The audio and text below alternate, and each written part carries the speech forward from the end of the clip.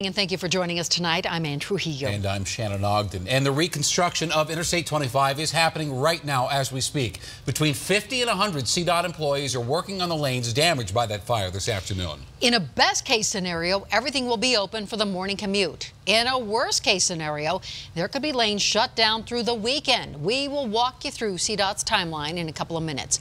Our team coverage begins tonight with Denver 7's Liz Gilardi. And Liz, you spoke to one of many Coloradans who saw that horrific scene on the busy interstate and did not hesitate to help.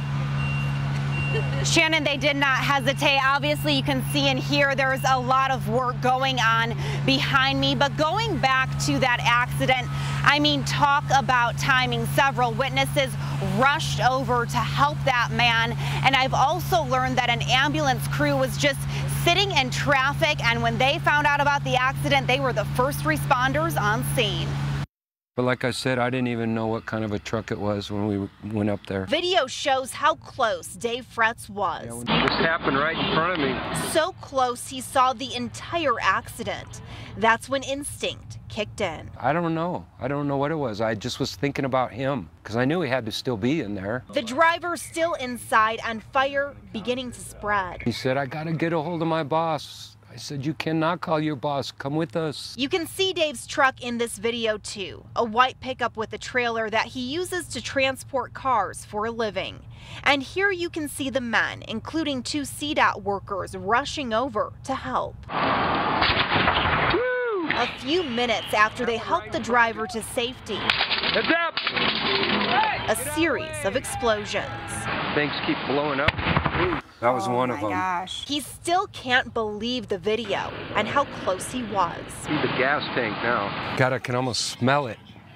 Just watching it? Yeah. But tonight, his thoughts are with the driver. I was just so worried about the guy. I'll probably be thinking about him and praying for him tonight. And thanking God that me and them two CDOT guys were all right. And it's really just incredible that no one, was killed. Everyone's so thankful, and they just made it minutes away from those explosions. Dave told us that he used to be a volunteer firefighter, so maybe, just maybe, that's why he was so quick to help. And those CDOT workers, they met with the executive director tonight, and he congratulated them and told them, job well done. Reporting live, Liz Gilardi, Denver 7. Oh, just riveting stuff, Liz. Thanks for that. And this video shows the moment that truck driver jumps to safety. You can see him rolling on the ground there. His leg reportedly was on fire at the time, and tonight we have learned he should make a full recovery. Jason Grenauer spent the afternoon working his sources to learn more about the driver's condition. He's at the hospital where that driver is being treated tonight. So, Jason, walk us through what happened here. Well, this was literally on the stopwatch right since the beginning. It escalated so quickly, every second counted, and yet somehow everyone survived. He slams into the median, and everything in the cockpit just engulfs in flames. And Chris Modlin watched it all from his 12th-story office. You see the driver crawl outside the passenger door, get on the ground and start rolling, and his leg is literally on fire. A nearby CDOT crew helped the man up and away. Another 30-45 seconds goes by. Flames cross most of I-25, the black smoke billowing. The entire truck blows up. A wheel goes flying probably 100 yards in the air. A source tells Denver 7 the driver suffered burns on 3% of his body, mainly his leg. He's expected to be released from the hospital tomorrow. We showed this video to a doctor at Swedish Hospital, where the driver's being treated. If I got that report that somebody crashed and on their own got out of the vehicle, those are some favorable findings right out of the gate. Doesn't mean somebody can't be very seriously injured in spite of that, but that's how I would piece that story together. Dr. Fidler says any more time, and it could have ended much worse. A third-degree burn can happen in seconds. He wouldn't have made it, I don't think.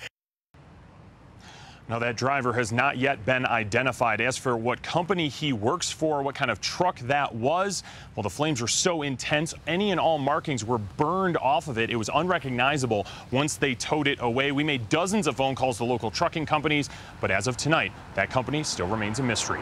Reporting live tonight, I'm Jason Grenauer, Denver 7. Wow, we're just glad he's okay. 35 firefighters responded to the scene of that crash.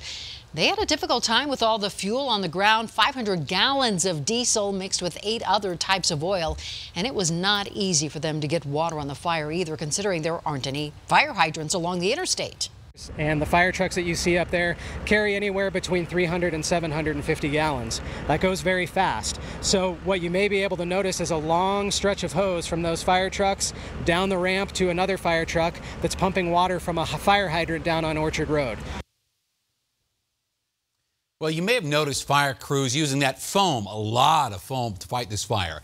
And they took extra precautions to make sure that foam wouldn't pollute the water supply or the environment. Firefighters on the scene built a dam right there on the site to prevent the foam and fuel from getting into the drainage system. All right, let's go live now to Jackie Crea, who's monitoring the progress of CDOT crews as they continue to work on I-25. And Jackie, CDOT is hoping to have traffic at least moving in both directions in time for the morning commute.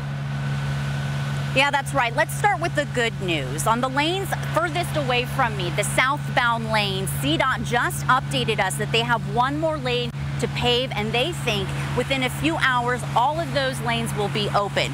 But on the side where that accident happened, the northbound lanes, crews at this moment still don't know how long it will take because they're assessing the damage. Now, as we speak, you can see them. They're trying to answer a few questions. How badly did that fire damage the road? Meaning, did it go all the way down 14 inches or so to the road bed? And did it affect the structural integrity of the road? Now, CDOT crews earlier this afternoon, it was a waiting game. They had to wait several hours after firefighters finished up and made sure it was safe for everybody. Right now, they're working on the two inside lanes, pumping out toxic chemicals and fuel from the shoulder. Now, once they removed that tanker, which took time because they had to let it cool down, that's when they could go in, get closer, and get a better idea of the damage. You got foam, you got fuel, you got stuff they put down to absorb the fuel. We got dirt for berms to prevent the water and runoff from getting into the water system, because the environmental impact of something like this can be significant. So my worst case scenario is that we've lost 14 inches of asphalt, somehow the roadbed is damaged, and we're looking at two inside lanes that are going to be closed through the weekend.